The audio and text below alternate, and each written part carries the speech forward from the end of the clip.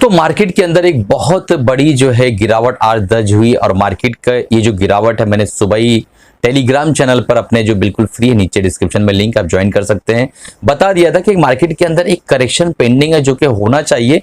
वो करेक्शन दोस्तों हर मार्केट के लिए जो है पेंडिंग थी। आप देखिए नैस्डैक भी कंटिन्यू गिर रहा है 10,600 से जो नैस्डैक में रैली स्टार्ट हुई है तो 12,700 के ऊपर जाके रैली खत्म हुई है और वहां से जो है इसके अंदर एक करेक्शन आ रहा है।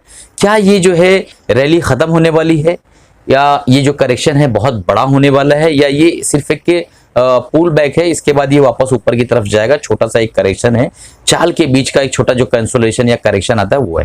तो ये सारी चीजों को मैं संडे के दिन कंप्लीट वीडियो में लेने वाला हूं, बट आज के दिन मोटी मोटा ये समझ लीजिए कि हमारी मार्केट के अंदर एक बहुत बड़ी चाल, जब पिछली बार मार्केट गिरावट दर्ज कराई थी जून में, उसके बाद से कंटिन्यू 1.5-2 महीने से मार्केट चले जा रही है, चल ही नहीं रहे दोस्तों। गैप अप रैली इस तरीके की चाल मार्केट ने दिखाई है। 18% के आसपास ऊपर आई है नीचे से बॉटम से।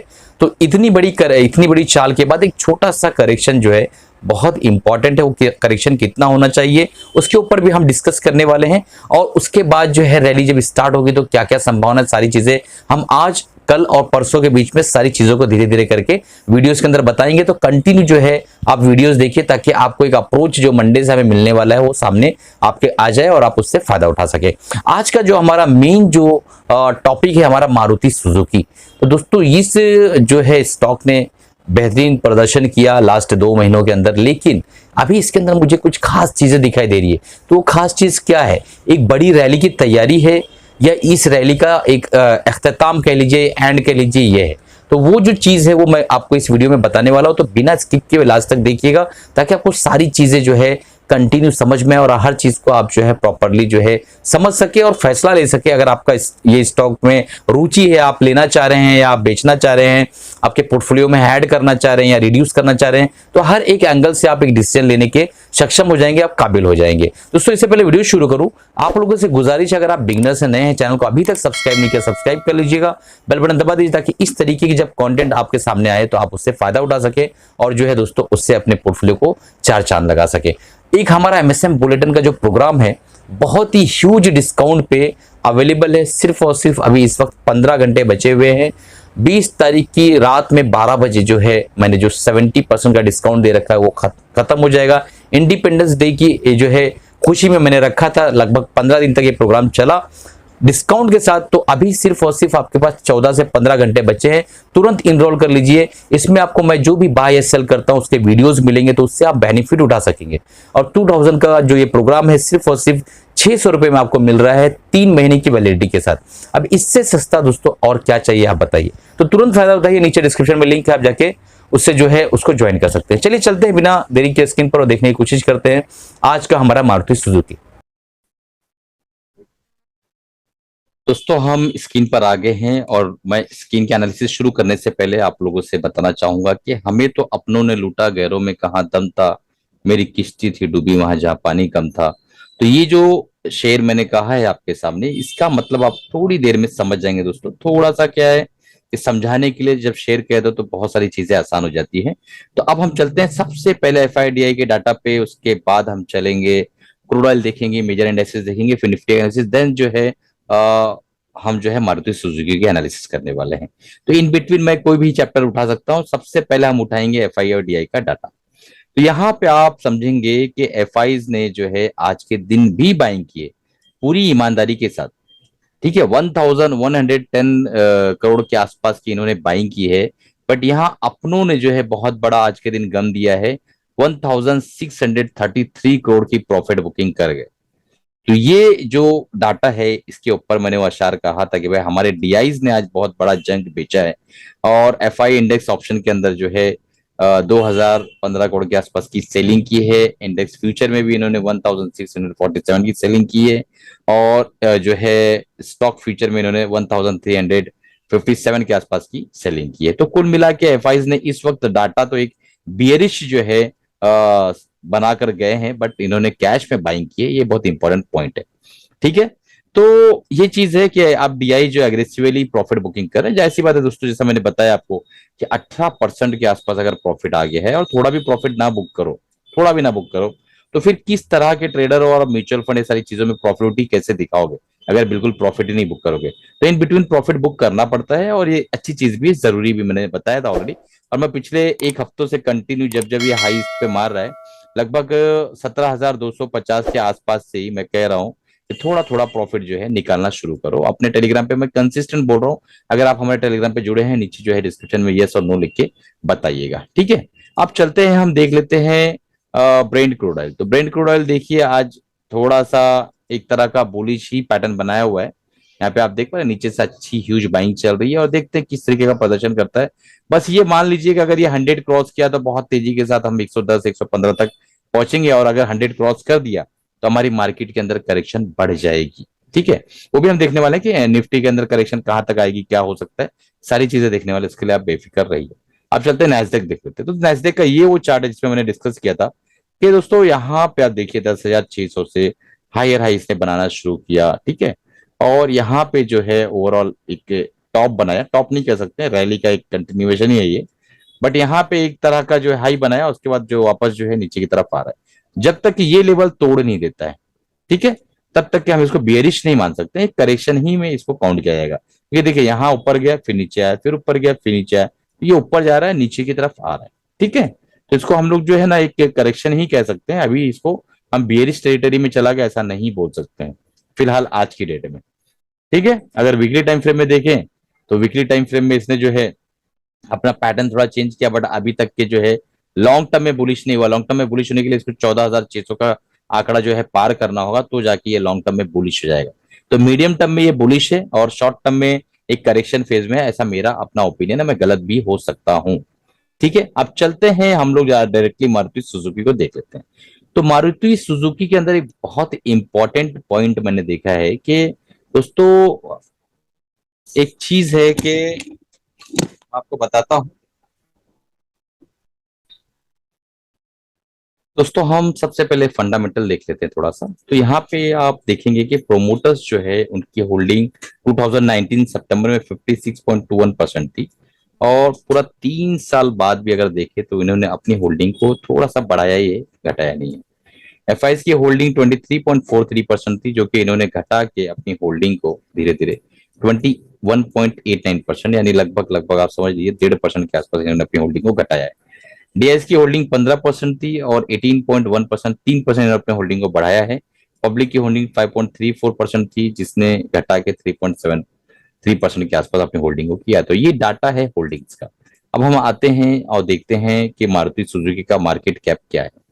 तो आप देखें कि मारुति सुजुकी इंडिया लिमिटेड का जो मार्केट कैप है 2,65,444 करोड़ के आसपास का मार्केट कैप है। और करंट प्राइस जो मारुति सुजुकी इंडिया का चल रहा है 8,779 के आसपास चल रहा है। बीच में इसने 9,200 अभी जस्ट मार के आया है, ठीक है। देखिए यहाँ पे हाई बनाया है 9,179 का, लो बनाया है 6,537 का। डिविडेंड कंपनी थोड़ा कम ही देती है, बस देती है 0.68% के आसपास। आरओई आरओसी बहुत ज्यादा कम है, और स्टॉक का पी 59.8 यानी 60 इसको पकड़ लीजिए। डेप्ट इक्विटी रेशियो बिल्कुल जो है डेप्ट फ्री कंपनी है मारुति सुजुकी। अब यहाँ पे आप देखिए मारुति का 10 इयर्स का पी 24.2 है एवरेज, और इस वक्त 60 पी पे ये ट्रेड करता हुआ नजर आ रहा है। मतलब बहुत ज्यादा वैल्यूएशन इसकी जो है हाई है, प्रीमियम, मतलब एक प्रीमियम वैल्यूएशन पे ट्रेड करता हुआ नजर आ रहा है। ये है डाटा जो है मारुति सुजुकी का फंडामेंटल्स, ठीक है। अब चलते हैं टेक्निकल्स। टेक्निकल्स में दोस्तों आपको पता है कि इसने जो है यहाँ पे एक हाई बनाया और कंटिन्यूअस जो है इसके अंदर जो है करेक्शन चल रहा था 2018 से। अगर हम एक मेजर डाटा देखें तो आपको दिखेगा कि यहाँ से 2018 पे यहाँ पे इसने करेक्शन स्टार्ट किया 17 से, फिर वापस ऊपर जाने की कोशिश की और एक टॉप बनाया 9,929 का, और यहाँ पे एक टॉप बनाया था इसने 9,996 का। यानी मोटी मोटा 10,000 पकड़ लीजिए। सो बुलिश होने के लिए अच्छे से 10,000 के ऊपर जाना पड़ेगा। वहां से लोअर लो बनाता हुआ आया, फिर यहाँ पे सस्टेन करने की कोशिश कर ही रहा था कि कोरोना आ गया। तो कोरोना में इसने एक बॉटम बनाया 4,000 के आसपास का, फिर वहां से आप इसका मंथली प्राइस एक्शन अगर देखें तो हायर हाई बनाता हुआ ऊपर की तरफ निकल रहा है, ठीक है। अब इसने इस बार जो प्राइस एक्शन है थोड़ा सा ये जो है कुछ पॉइंट्स ऊपर गया, बट वहां से एक शूटिंग स्टार लाइकली पैटर्न बनाता हुआ नजर आ रहा है। अभी भी जो है दोस्तों लगभग लगभग एक 8-9 दिन ट्रेडिंग सेशन बाकी है, तो देखते हैं किस तरीके से बिहेव करता है। उसके बाद ही हम कोई बड़ा मेजर मूव ले सकते हैं इसके अंदर कि हमें निकलना है या रुकना है। मतलब एक इन्वेस्टर्स के लिए। अब ट्रेडर के लिए देख लेते हैं।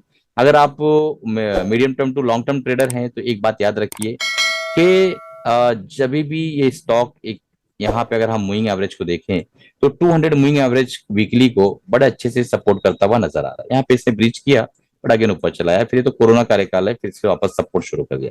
यानी कोई हादसा अगर ना पेश आए तो 200 वीकली मूविंग एवरेज को ये ब्रेक नहीं करता है। तो अगर medium term to long term investor आप हैं तो 7100 यानी 7100 मोटी मोटा आपका एक स्टॉप लॉस निकल कर आता है। अगर आप इसके अंदर साल 2 साल 3 साल रोक सकते हैं तो ठीक है, ये हमारा स्टॉप लॉस निकल कर आता है 7100 के आसपास का। अगर आप short term to medium term investor हैं, यानी 15 दिन से 20 दिन, 1 महीना, 3 महीना, इस तरीके के इन्वेस्टर हैं या ट्रेडर हैं, तो एक चीज याद रखिए कि इस चीज को मैंने इसी लेवल पे बताया हुआ था।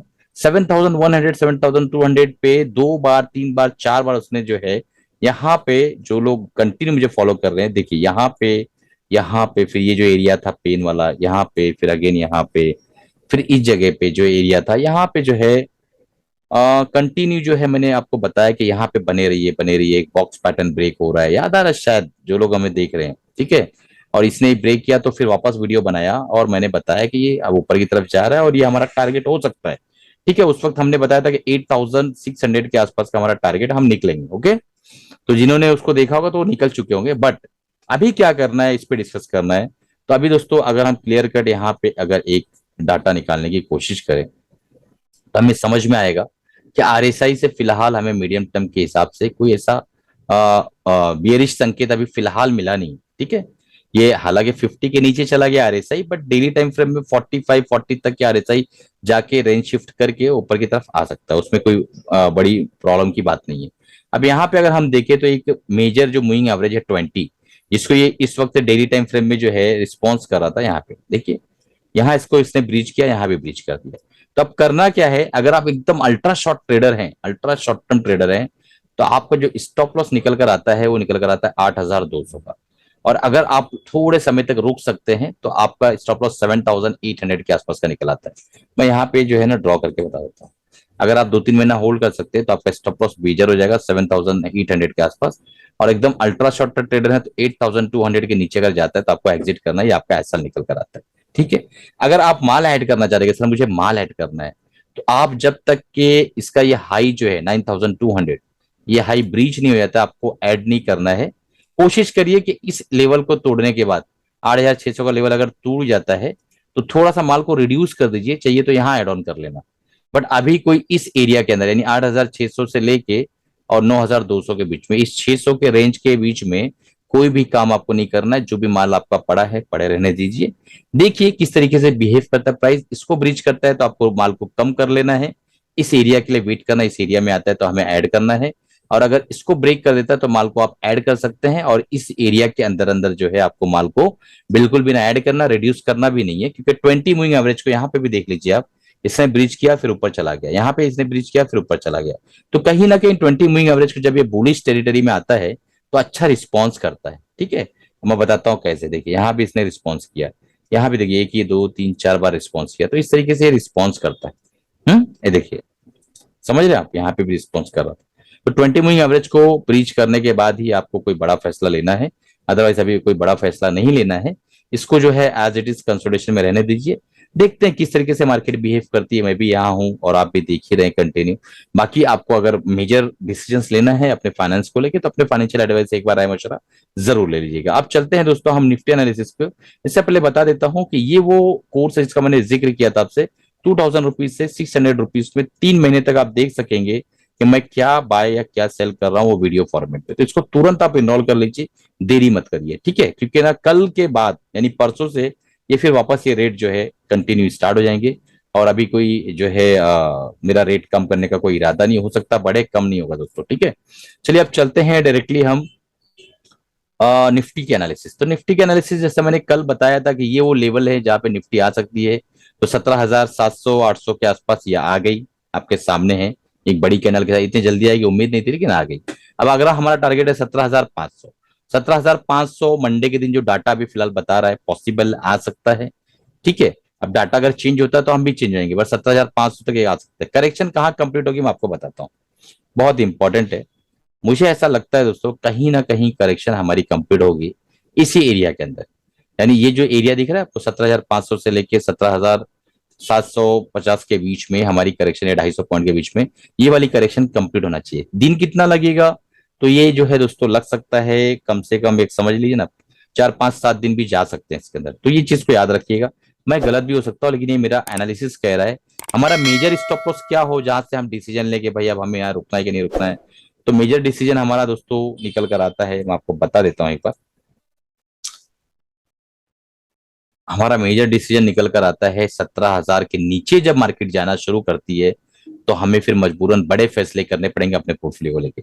तब तक के मुझे ऐसा लगता है कि छोटा सा ये पेन है, अगर हम यहाँ से एक रिट्रेसमेंट डाल दें इस जगह से, मैं इसको हटा देता हूँ तो आपको आइडिया मिलेगा।